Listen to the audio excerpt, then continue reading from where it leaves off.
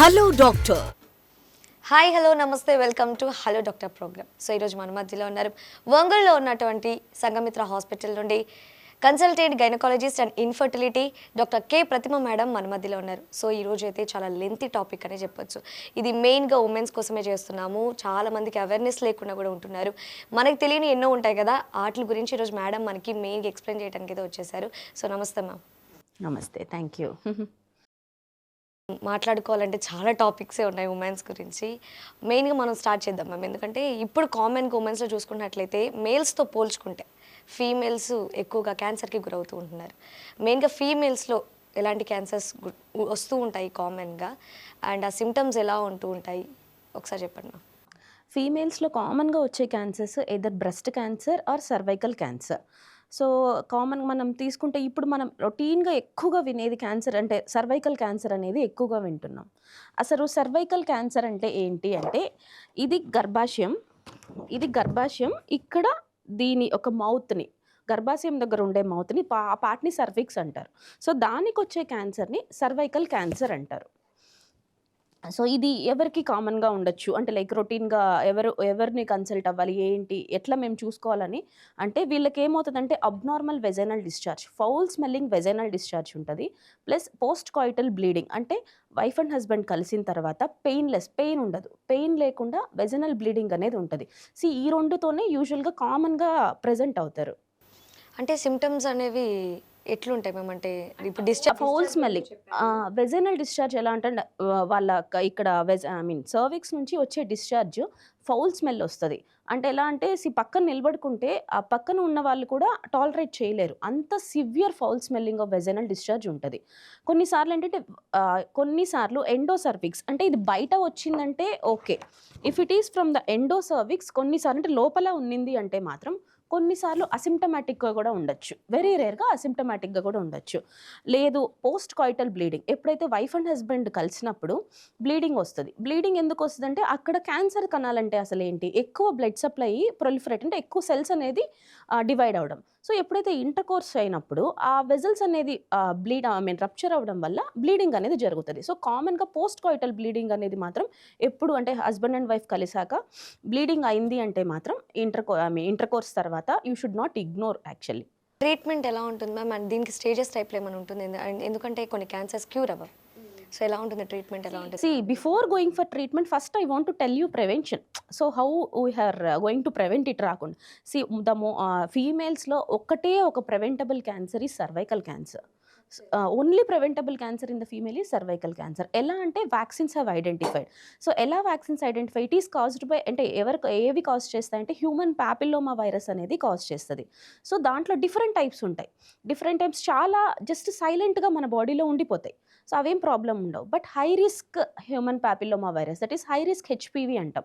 So ఆ high risk HPV are the most dangerous viruses అనమాట. సో వాటిని యూస్ చేసి, ఆ స్ట్రెయిన్స్ని యూస్ చేసి వ్యాక్సిన్స్ అనేది తయారు చేయడం జరిగింది.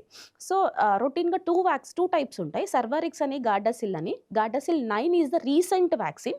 సో దాంట్లో ఏంటంటే 9 ఫీనోటైప్స్ ఉంటాయి, అంటే 9 which are the most dangerous ఫీనోటైప్స్కి వాళ్ళు వ్యాక్సిన్ అనేది డిజైన్ చేయడం జరిగింది.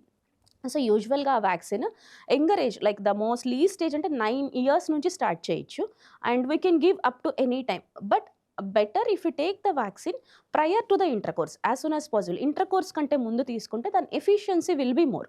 సో 9 years నుంచి, so below 15 years of age అయితే 2 doses సరిపోతుంది. అబోవ్ 15 years అయితే we have to give 3 doses.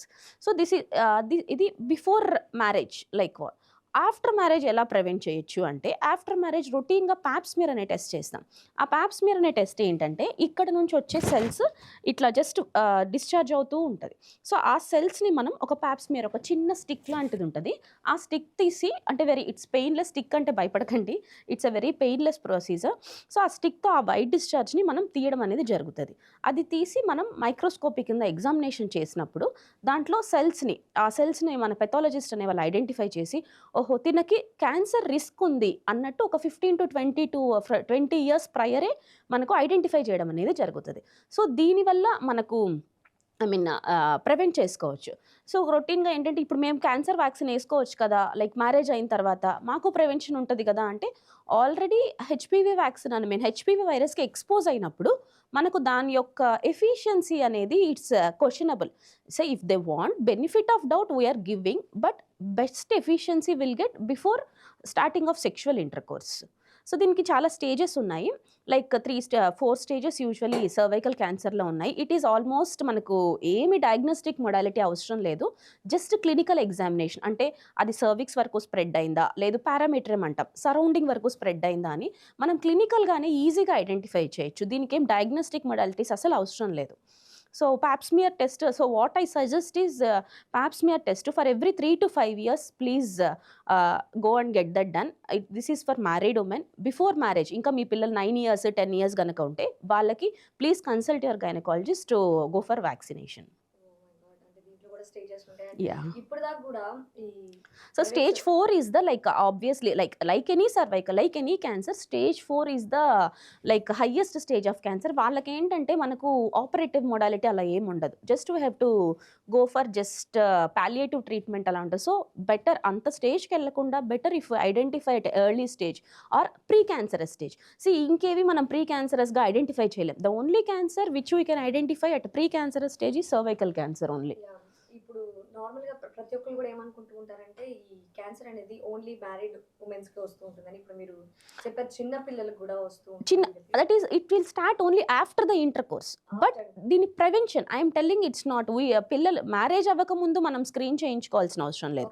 Just prevention మనం ఎలా చిన్నప్పుడు హెపటైటిస్ వ్యాక్సిన్స్, టీబీకి వ్యాక్సిన్స్ వేయించుకుంటున్నాం, టైఫాయిడ్కి వ్యాక్సిన్స్ వేయించుకున్నాం, అలానే ఈ వ్యాక్సిన్ కూడా వేయించుకుంటే మనకు మ్యారేజ్ తర్వాత సెక్షువల్ ఇంటర్ కోర్స్ అలా ఉన్నప్పుడు కానీ ఈ వ్యాక్సిన్ అనేది prevention. It's not about it will come in unmarried వాళ్ళలో it's very unlikely. It's impossible I feel. Next వచ్చేసరికి బ్రెస్ట్ క్యాన్సర్, అది కూడా కామన్గా చూస్తూనే ఉంటాము. దానికి రీజన్స్ ఏంటి, ఎలా వస్తూ ఉంటుంది, సిమ్టమ్స్ ఏమైనా ఉంటూ ఉంటాయి? బ్రెస్ట్ క్యాన్సర్ చాలా మందికి ఒక పెయిన్లెస్ లంప్ లాగా స్టార్ట్ అవుతుంది. లంప్ అంటాం దాన్ని, ఒక గడ్డ స్టార్ట్ అవ్వచ్చు. అది యూనిలేటరల్ అవ్వచ్చు, బైలేటరల్ అవ్వచ్చు. సో కొన్నిసార్లు ఏంటంటే అది ఇన్ఫెక్షన్ అయితే మాత్రమే పెయిన్ఫుల్ అవుతుంది. కొందరికి ఏంటంటే బ్రెస్ట్ డిశ్చార్జ్ ఉంటుంది. లైక్ ఎలా అంటే మిల్కీ డిశ్చార్జ్ అవ్వచ్చు, గ్రీనిష్ డిశ్చార్జ్ అవ్వచ్చు. సో బ్రెస్ట్ నుంచి డిశ్చార్జ్ అవ్వచ్చు. ఆ స్కిన్ ఏమవుతుందంటే ఆ స్కిన్ పక్కరింగ్ అంటాం. ఆ స్కిన్ కూడా ఆ క్యాన్సర్ సెల్స్ కూడా స్లోగా ఫస్ట్ లోపల ఫ్యాట్లో ఉంటుంది, తర్వాత స్కిన్